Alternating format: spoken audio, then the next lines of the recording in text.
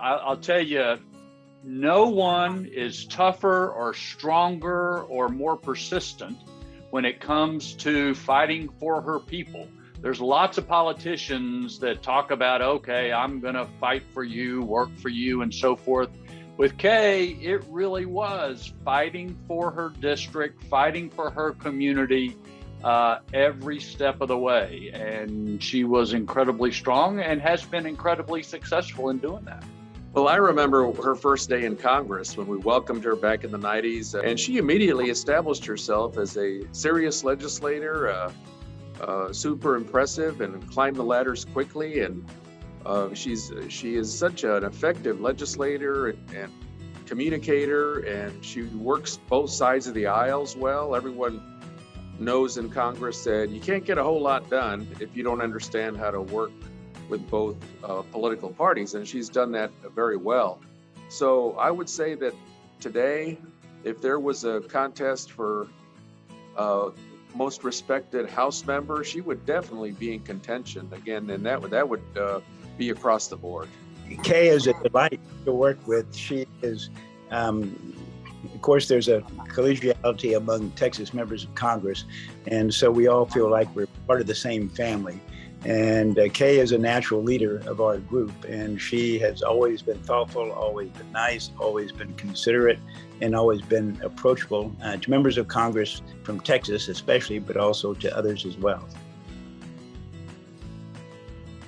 Well, I have a lot of favorite memories with her. We became good friends, and back in the day, we used to sit together at all of the markups on the Full Appropriations Committee, and not sure if it's still done the same way, but the seating aside from the chairs back then was kind of catch as you can. There was no assigned seating for the vast majority of the members, but we always had our two seats. And it got to the point where we're the only ones where we had our nameplates in front of where we sat, and everybody would kind of stare at us like, what's that about? But we kept our two spots for a long time. She would observe, as I would, about the process and learn as much as possible in our early years. And then a lot of people don't know she's got such a dignified presence, but she's got a heck of a sense of humor. So while debate was going on occasion, we would have some private laughs about something going on in the room, or as you know, some members of Congress can be kind of goofy. And sometimes we would kind of chuckle about that without saying anyone's name out loud. And we kind of got it sometimes without even having to say anything. We'd finish each other's sentences and laugh about the same thing. So a lot of great memories of those years sitting in markups with her. Texans meet at lunch every Thursday, and it's a must-make luncheon. And the five newbies, we were way excited about this luncheon thing. And so we got there early and ahead of all the members. And then as the members coming in, the folks who've been there a while, they kind of looked at us, we're kind of nodding and all this kind of stuff, not realizing that there was assigned seating for three, Henry Bonilla, Mac Thornberry, and Kay Granger sat in the exact same three seats every week. And one of our members, unfortunately wasn't me, sat in Kay's seat.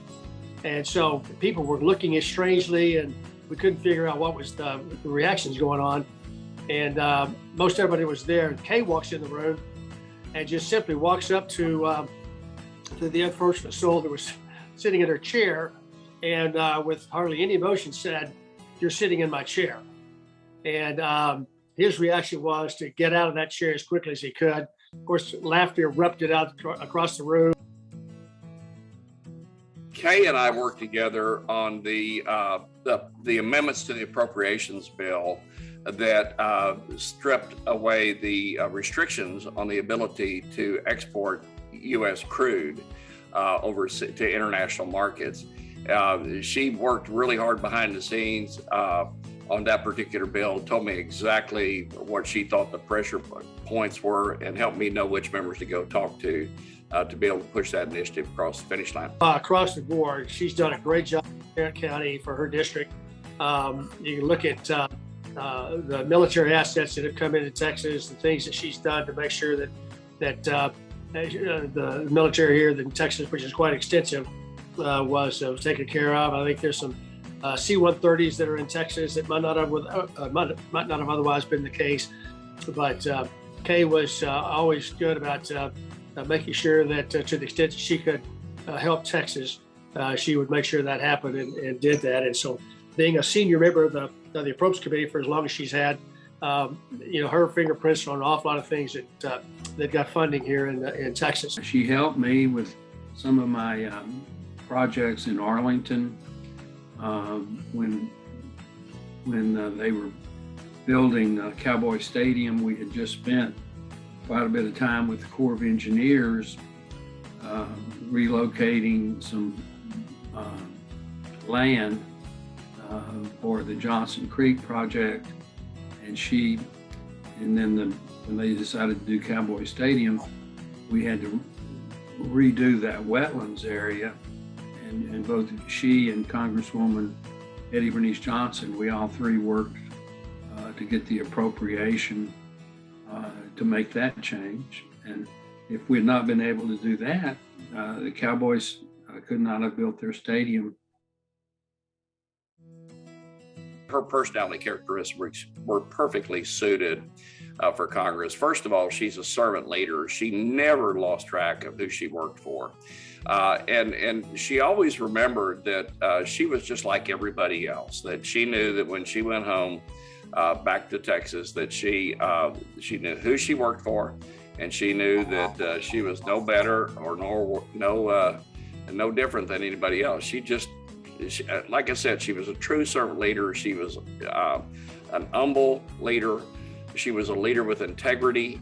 And I think the people in North Texas really appreciated everything that she did for her district and for the state and the country as a whole. I think she's very important, has been very important for Texas, because having the top-ranking member of your party on appropriations means that you have someone who's not only looking out for her own district, but is looking out for the state, and someone who comes from a background where infrastructure is important and where she's worked from time to time, been able to work successfully across party lines, certainly within the Appropriations Committee. For a number of years in the Republican House delegation, Kay's been the only woman.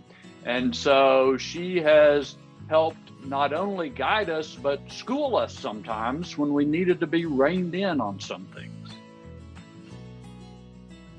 Kay got her start, of course, as a school teacher. She taught senior English, honors English, which is impressive. Then she became a mayor, and then she was elected the first Republican from Texas to Congress. But there is a thread all along her career. And just as a teacher, she didn't put up with unruly students. And as a mayor, she didn't put up with the antics of city council members. As chairman and ranking of the Appropriations Committee, she doesn't put up with rabble-rousers who are members of Congress. And there are a lot of people who like Kay. There are a few who feared her, but everybody wants to be on her side.